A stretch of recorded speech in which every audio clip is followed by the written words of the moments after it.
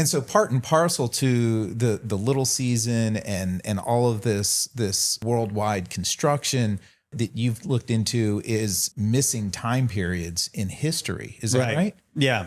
Well, so to go back to like from a biblical standpoint, if you actually read the Gospels again and you read the context when Jesus shows up in the Gospels, it's a 70-week prophecy of Daniel. And so the 70-week prophecy leads to the end times. Like Daniel's told by an angel to seal up this prophecy for the times of the end.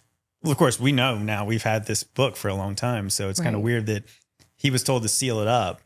And then the prophecy is not so much about the Antichrist, it's about the Messiah showing up. Right.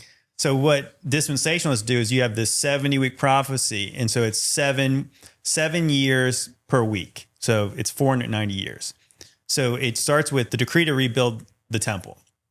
So in the times of Daniel, there was no temple in Jerusalem because it had been destroyed by Babylon.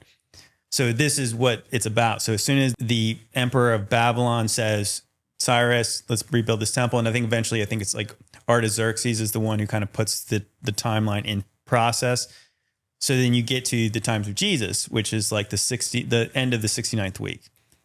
And he starts his ministry. His ministry really starts with him getting baptized. Right. And then so you have, then he says in the prophecy, he gets cut off midway through the week, gets crucified, makes a peace deal with many. People think that's the Antichrist. All that being said, he shows up specifically because it was called out in prophecy that he was going to show up at this time.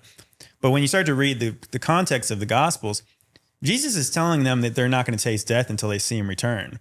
He's telling them that all these things are going to take place before this generation passes away. The context is that they believe he's going to come back. And if you guys don't trust me, reread the epistles and the letters.